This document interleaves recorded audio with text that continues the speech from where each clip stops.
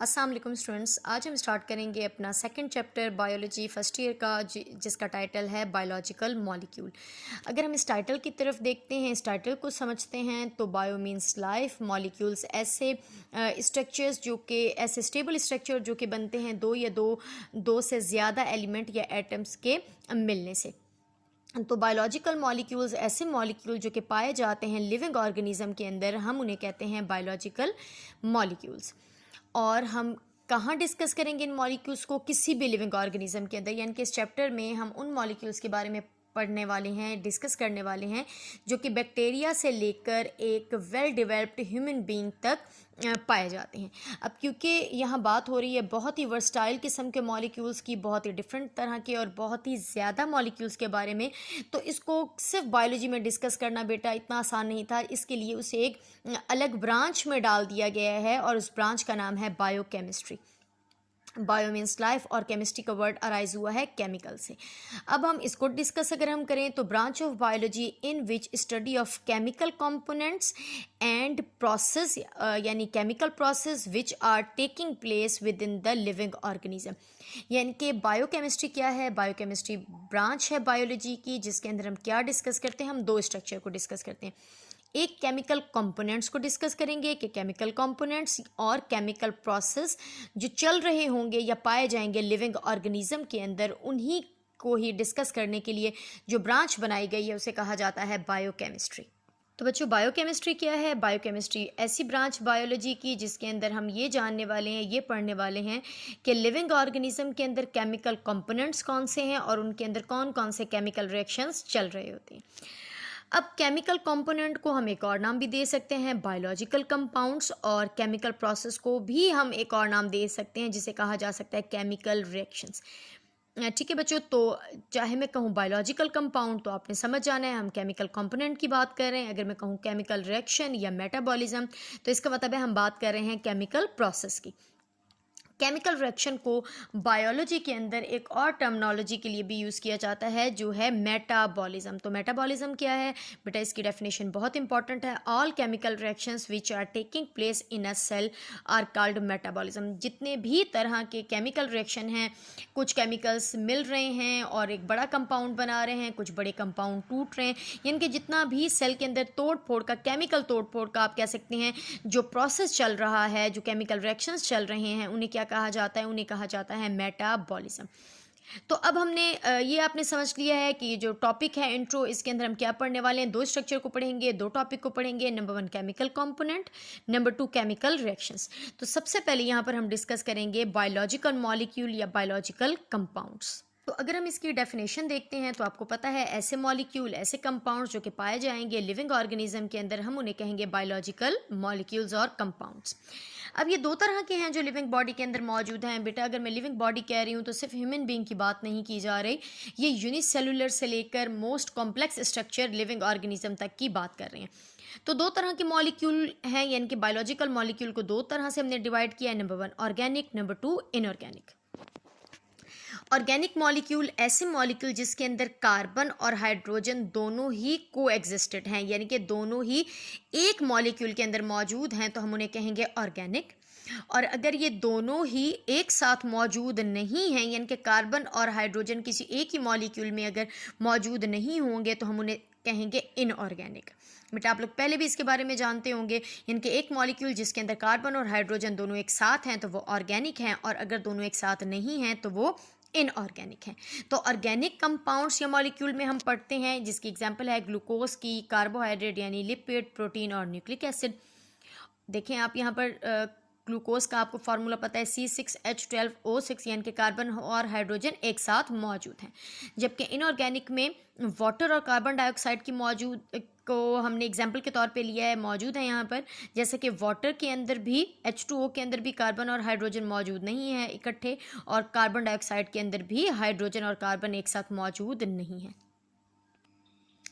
तो बच्चों chemical reaction पढ़ने से पहले यानी कि हमने बायोलॉजिकल मॉलिक्यूल्स यानी केमिकल कंपोनेंट को डिस्कस किया है, और इससे आगे बढ़ने से पहले यानी कि केमिकल रिएक्शन समझने से पहले यहाँ एक बेटा एक येलो बॉक्स है आपकी बुक के अंदर, टेक्स्ट बुक की बात कर रही हूँ, उसके अंदर मौजूद है, जो कि बहुत ही ज़्यादा इंपॉर्टेंट है फॉर एमसीक्यूज़। यानी कि यहाँ पर डिफरेंट कंपोनेंट्स लिखे हुए हैं, जैसा water, carbohydrate, lipid, protein, DNA, RNA, different organic molecule और फिर इनऑर्गेनिक आयंस।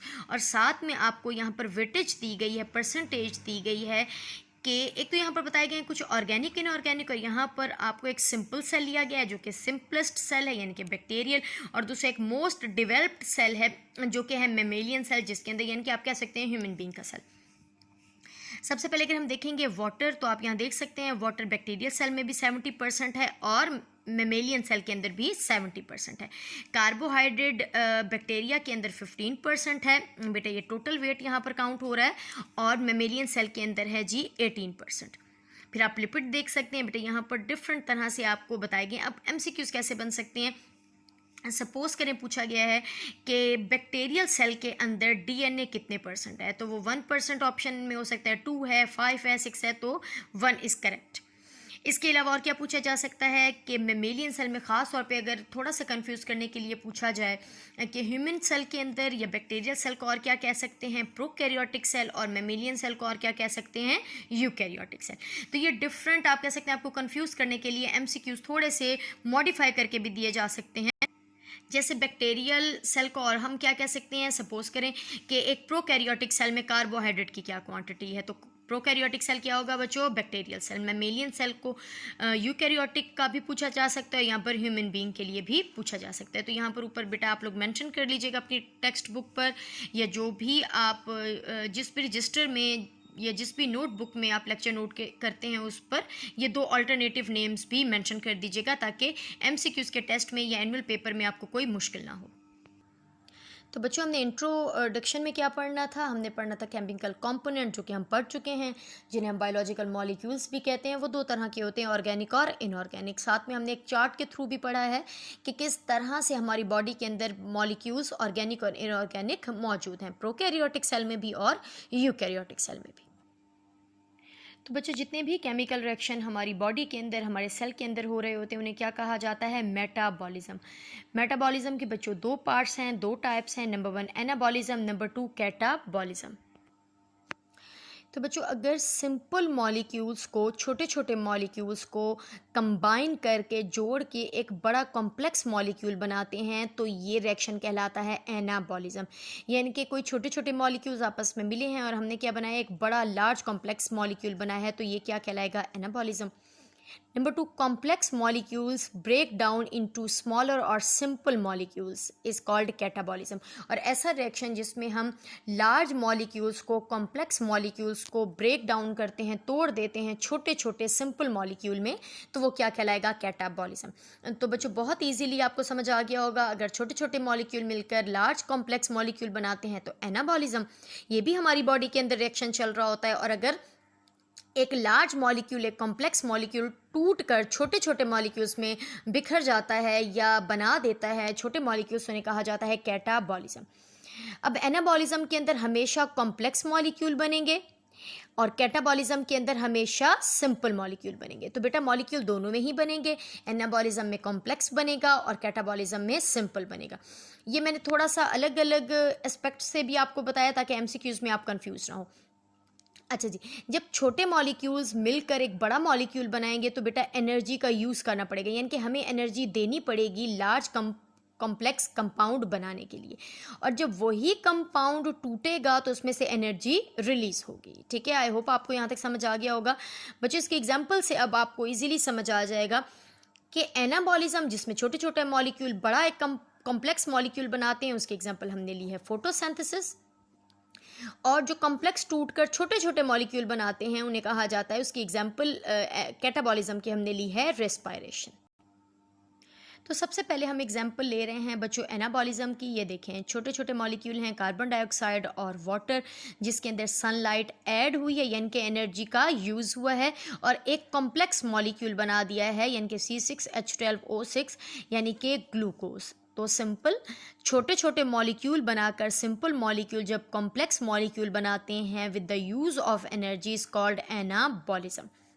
सेकंड में देखें, यही जो मॉलिक्यूल बना जो कि अब हम कॉम्प्लेक्स कह रहे हैं, जब इसे तोड़ा जाता है तो इस कॉम्प्लेक्स को जब हम तोड़ेंगे तो छोटे छोटे मॉलिक्यूल्स भी बनेंगे और साथ में एनर्जी भी रिलीज़ होगी। बेटा ये कौन सी एनर्जी है? जो कि यहाँ से दी गई थी, ठीक है। तो ये कौन सा प्रोसेस है बच्चों? ये है कैटाबॉलिज्म। सिंपल, जब छोटे छोटे मॉलिक्यूल्स मिलकर एनर्जी देकर लार्ज कॉम्प्लेक्स मॉलिक्यूल बनाएंगे तो एनाबॉलिज्म। एक लार्ज कॉम्प्लेक्स मॉलिक्यूल जब टूटेगा तो छोटे छोटे मॉलिक्यूल भी बनाएगा और एनर्जी भी रिलीज़ होगी। बेटा ये कौन सी एनर्जी है? ये वो एनर्जी है जो कि कॉम्प्लेक्स मॉलिक्यूल बनाते वक्त दी गई थी। बच्चों इसके अलावा ये भी होता है हमारे लिविंग बॉडी के अंदर कि जो मॉलिक्यूल्स हैं, जो कंपाउंड्स हैं, वो किसी दूसरी फॉर्म में कन्वर्ट होते रहते हैं। लाइक ज़रूरत पड़ने पर जो लिपिड है वो कार्बोहाइड्रेट में भी कन्वर्ट हो जाता है, प्रोटीन भी कार्बोहाइड्रेट में कन्वर्ट होता है, कार्बोहाइड्रेट भी लिपिड या प्रोटीन में कन्वर्ट होता है। ये डिपेंड करता है हमारी बॉडी नीड पर, तो इसे कहा जाता है इंटर कन्वर्जन। नंबर 2, हमें ज़रूरत क्या है, यानी कि लिविंग बॉडी को केमिकल्स हम ले कहाँ से रहे हैं, सबसे पहले ये समझना चाहिए। तो हम केमिकल्स ले रहे हैं अपने आउटर इन्वायरमेंट से, यानी कि पानी की फॉर्म में अगर ले रहे हैं या मिनरल्स की फॉर्म में ले रहे हैं, विटामिन की फॉर्म में ले रहे हैं, कार्बोहाइड्रेट लिपिड प्रोटीन की फॉर्म में ले रहे हैं, तो हम कहाँ से ले रहे हैं? खुराक की शक्ल में हम ले रहे हैं अपने इन्वायरमेंट से। लेकिन हम लेते क्यों हैं? बेटा सबसे पहले तो हम मॉलिक्यूल्स केमिकल्स लेंगे ना, उसके बाद या छोटे मॉलिक्यूल मिलके बड़ा बनाएंगे या बड़ा लार्ज कॉम्प्लेक्स टूटकर छोटे छोटे मॉलिक्यूल्स बनाएगा। तो हमें ज़रूरत क्या है? तो बेटा 2 नीड्स हैं, ये भी एक इम्पॉर्टेंट शॉर्ट क्वेश्चन है कि क्या ज़रूरत है, क्या नीड है हमें केमिकल कंपोनेंट्स की या केमिकल रिएक्शंस चलाने की अपनी बॉडी में। तो उसके 2 ही आपको एडवांटेजेस मिलेंगे। नंबर 1, हम डिफरेंट सेलुलर मटेरियल बनाने के लिए वो मॉलिक्यूल्स यूज़ करते हैं, यानी कि सेल बनाने के लिए सेल वॉल, सेल मेम्ब्रेन, ये सारा कुछ बनाने के लिए भी, अपनी बॉडी को बनाने के लिए, जैसे कि प्रोटीन ज़रूरी होता है, तो प्रोटीन जब हम इनटेक करते हैं तो उससे अपने बॉडी को बनाते हैं, सेलुलर मटेरियल या कंपोनेंट बनाते हैं।